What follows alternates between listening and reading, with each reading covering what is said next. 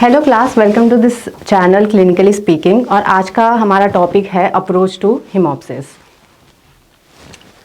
So let's get to the definition. And hemoptysis is basically expectoration of blood from lower respiratory tract. So where is the anatomical boundary to define upper respiratory tract and lower respiratory tract? So basically anything below the vocal cords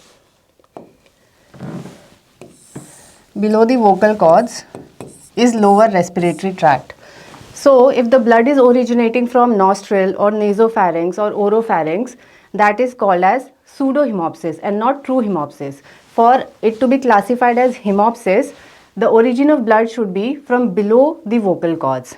Similarly, if there is hematemesis, basically expectoration of blood that is coming out from the GI tract, that is called as hematemesis, and these two sources of blood are together classified as pseudohemoptysis.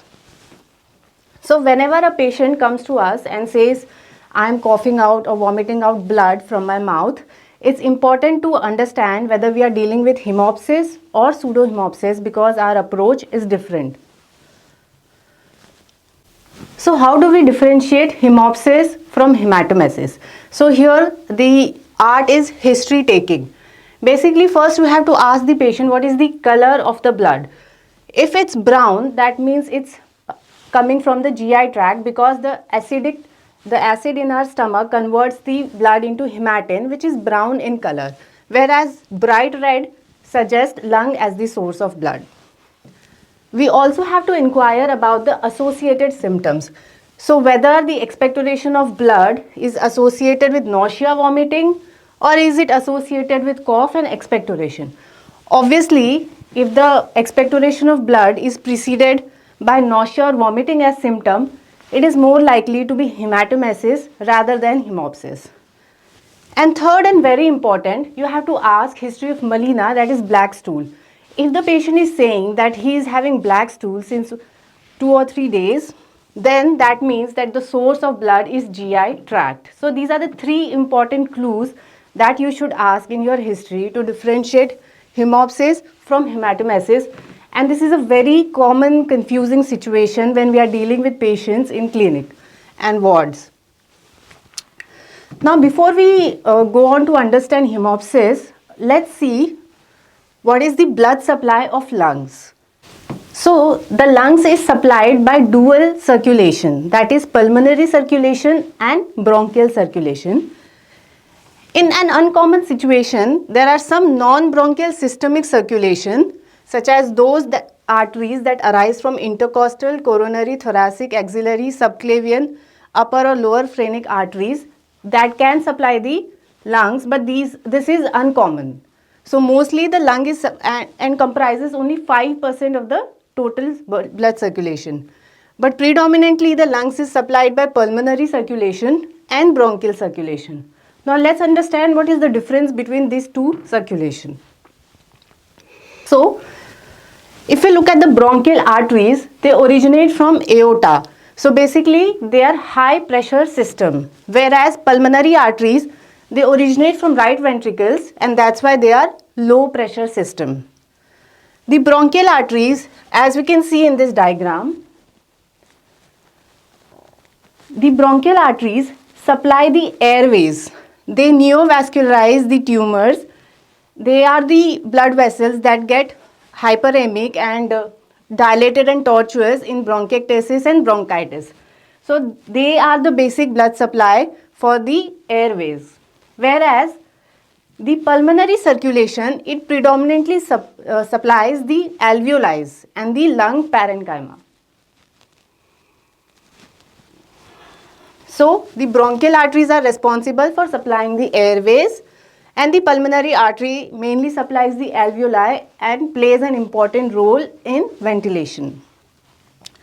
Now these bronchial arteries, they only comprise of 2% of the total vascular supply of the lungs. Rest 90% of the total vascular supply, ignore the typo. So the 90% of total vascular supply is by the pulmonary circulation, and the 5% were non-bronchial systemic circulation that we saw in the previous slide. So now these bronchial arteries, they predominantly neovascularize the tumors and the dilated airways in bronchiectasis and cavitary lesion. Whereas the pulmonary arteries are important for gas exchange. Because the bronchial arteries are a part of high pressure system, the bleeding from bronchial arteries is difficult to control. Whereas the hemoptysis that is occurring due to involvement of pulmonary arteries is easy to control because it's a low pressure system. So this is the reason that we need to understand the blood supply of the lungs.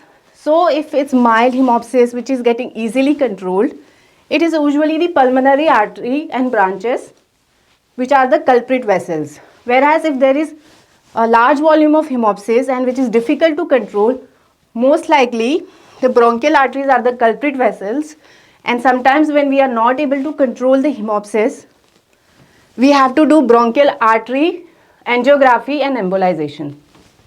Now moving on to the next slide. Now we will look at what could be the causes of hemoptysis. Now there are various ways to classify those causes.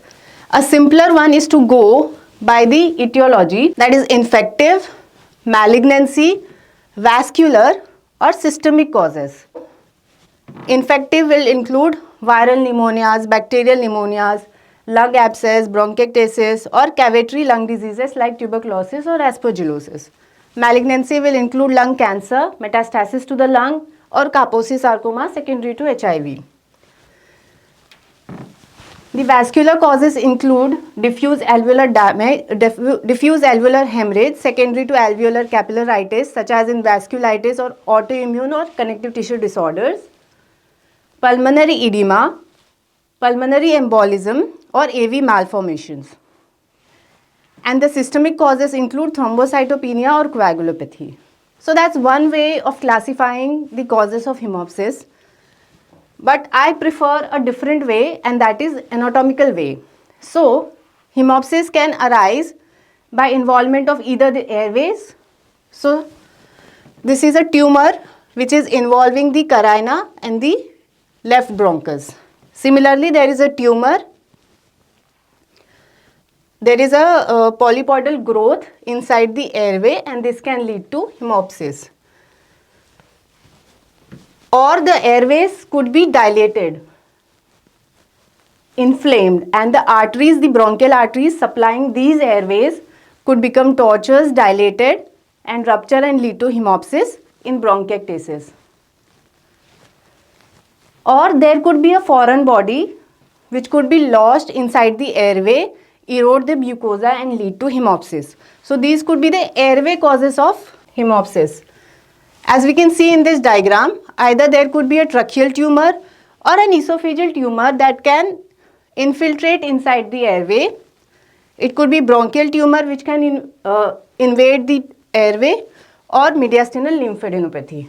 So anything that invades the airway and mucosa can lead to hemoptysis. Now coming to parenchymal. So this is pneumonia. Now the cause could be anything. It could be viral or it could be bacterial, commonly in Staph aureus or Klebsiella, or it could be tuberculosis. Here we see that there is a cavity with an air fluid level. So it could be lung abscess. Here we can see a cavity. So this could be tubercular or vasculitis like GPA, granulomatous polyangiitis. It could be a parenchymal tumor, or sometimes there could be a post-TB cavity inside the lung which can get secondarily infected or colonized by fungus called aspergilloma, leading to formation of a fungal ball which is called as aspergilloma. So these disorders, they occur in the lung parenchyma and can lead to hemoptysis. Now coming to the third compartment, and that is vascular. Here the causes could be either cardiogenic pulmonary edema due to increased pressure in the vessels, or it could be pulmonary embolism where an embolus has traveled across the pulmonary arteries and have infarcted a portion of the lung and has caused hemoptysis. This is an example where bilateral lung parenchyma is showing white opacities. This is because of diffuse alveolar hemorrhage that could be secondary to autoimmune disorders like SLE or vasculitis such as granulomatous polyangiitis. And this is pulmonary AV malformations. So these are the vascular causes of hemoptysis. So coming to evaluation of a patient who is presenting with hemoptysis, the utmost important question to address here is the amount of bleeding. How much is the bleeding? If there is only a streak of blood in the cough that he is bringing out, that is mild hemoptysis, and you have some time to evaluate the patient further and manage the patient. But if the patient says, I am throwing out half a glass of blood at one time, or almost a cup full of blood at one time, and this episode has happened multiple times, this is massive hemoptysis. This could be life threatening, and here the patient does not give you time. The expectorated blood quickly fills up the airway, it forms a clot inside and impedes the airflow. The cause of that here becomes asphyxiation. It's not hemorrhagic shock, it's asphyxiation. Basically the patient dies of hypoxia because the airway is occluded by the coughed out blood, which may form a clot. Apart from that, you need to ask, is there any similar history in the past to understand whether it is recurrent or it's a first time episode. We also need to look at the history to make a preliminary diagnosis, and history could give us significant important pointers. So if there is a history of smoking along with weight loss and hoarseness of voice, we should suspect lung carcinoma. If there is fever, cough, expectoration, and if this symptom is there for 4 to 5 days or a week, we should suspect bacterial pneumonia. Whereas if these symptoms are there for more than 2 weeks, we would obviously suspect tuberculosis. Symptoms like oral ulcers, joint pain, hematuria, malar rash, skin rash or epistaxis should lead us to suspect vasculitis such as granulomatous polyangiitis. Whereas if the patient says, I have had history of TB in the past, treated with anti-tuberculous therapy, and there is history of recurrent hemoptysis, such episodes have happened in the past as well, then your diagnosis should be probably an aspergilloma in the tubercular cavity. If there is copious amount of expectoration, recurrent cough, dyspnea, then the suspicion should be something like a chronic lung disease like bronchiectasis. If there is dyspnea in a patient, sudden onset dyspnea, and the patient also has a history of painful unilateral swelling, some risk factors like bedriddenness, malignancy, he is at high risk for pulmonary embolism, and hemoptysis could be one of the presenting sign of symptom of pulmonary embolism. If there is recurrent dyspnea and wheezing, that suggests that the patient is asthmatic. And if such patient present to you with hemoptysis, that means the patient might have developed a complication of asthma, that is allergic bronchopulmonary aspergillosis. This can complicate asthma, that means aspergillus sensitization, and it can lead to hemoptysis. Physical examination is going to supplement your history taking. So obviously first you are going to look for any sign of life-threatening hemoptysis. So is there decreased saturation on room air, is there tachycardia, is there hemodynamic instability, is the patient tachypneic? If these signs are present, this is life-threatening hemoptysis and you need to be quick. If the patient has got clubbing, then bronchogenic CA, lung carcinoma, lung abscess, these are your differentials. Whereas if there is skin rash, malar erythema, then vasculitis or autoimmune disorders should be on a top priority. If there are telangiectasias, these are fine dilated arterioles. If you find these, then it could be a genetic condition like Osler-Weber-Rendu syndrome. You should also auscultate lung because it will give you two helpful points. First, it will tell you the laterality, which part of the lung is abnormal. Second, if you detect wheeze, And if it's only unilateral, it's a monophonic unilateral wheeze, that suggests that there is some problem in the airway. The airway is occluded either by a foreign body or there is some endobronchial tumor like carcinoid. On the other hand, if there is wheezing which is bilateral, it's polyphonic and diffuse, the patient could have an underlying airway disorder like asthma or bronchiectasis. If there are Krebs, you need to see whether it is coarse Krebs that could suggest bronchiectasis, whereas fine and inspiratory Krebs could point to heart failure. So these are salient features on physical examination that can help you come to a preliminary diagnosis. Your way of investigation depends a lot on your history taking and clinical examination that you have done. So CBC and PT-NR are very basic to see if there is thrombocytopenia or coagulopathy. You would do a KFT and urine analysis if you are suspecting vasculitis to look for deranged creatinine and hematuria, proteinuria. Bacterial culture you should send when you are suspecting bacterial pneumonia as the cause of hemoptysis. And of course, if you are thinking of TB, you should send for sputum ARB gene expert.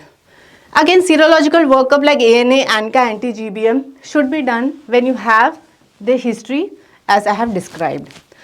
Now, chest X-ray should be done to see if there is any parenchymal abnormality or if there is pulmonary edema, is there a mass or an abscess. But airway disorders, the problem in the airway is not going to show up in X-ray. The X-ray can be perfectly normal, whereas the patient might have an endobronchial foreign body or a tumor. So how do we diagnose that? For that we have to do a bronchoscopy.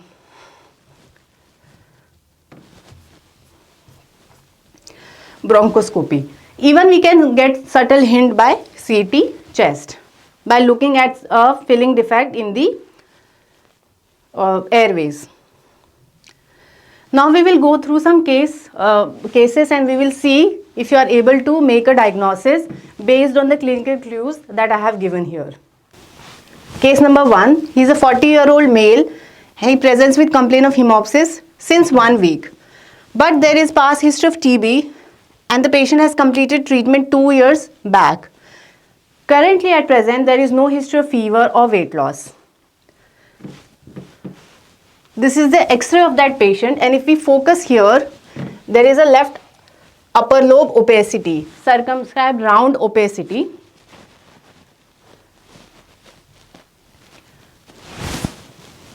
With an air crescent.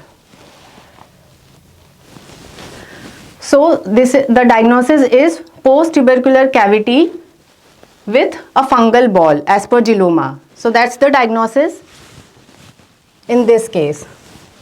As we saw the example here.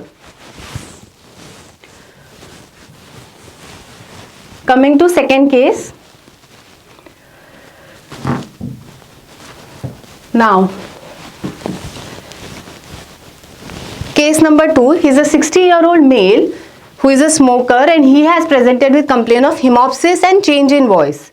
However, the chest X-ray is normal for this patient. So, lung cancer is out. So, now what could be the diagnosis? Because there was change in voice, we proceeded with a laryngoscopy.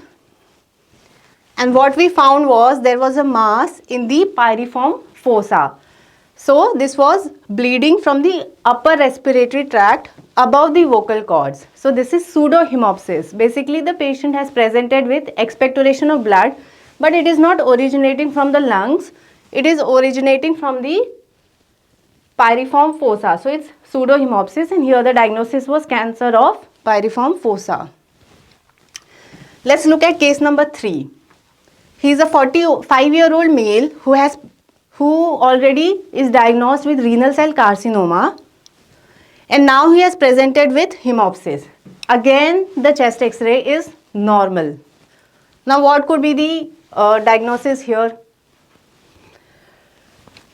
So, we proceeded and did a bronchoscopy, and what we found was that in the airway there was a tumor which has infiltrated, and here the diagnosis was endobronchial metastasis secondary to renal cell carcinoma, The biopsy confirmed that this was mets from the renal cell carcinoma.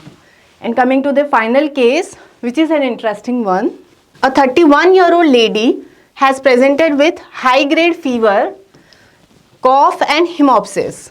So here we would be tempted to make a diagnosis of pneumonia.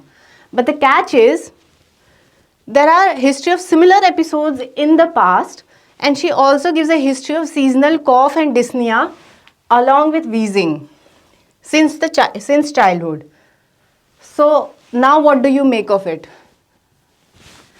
This is the X-ray and we can see few inhomogeneous opacities in the right cardiophrenic angle and in the right upper lobe.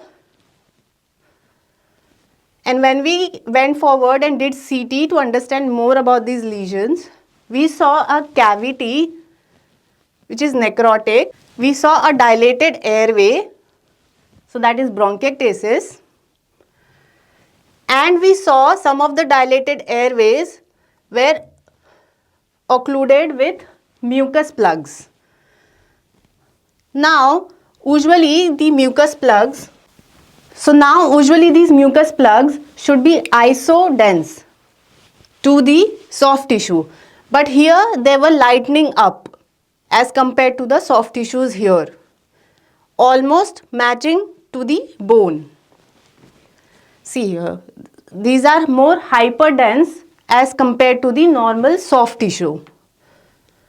Okay, we compare it here with the paraspinal muscle. So they are hyperdense. So this is called as high attenuation mucus, which is pathognomic for ABPA, that is allergic bronchopulmonary aspergillosis, and clinches the diagnosis.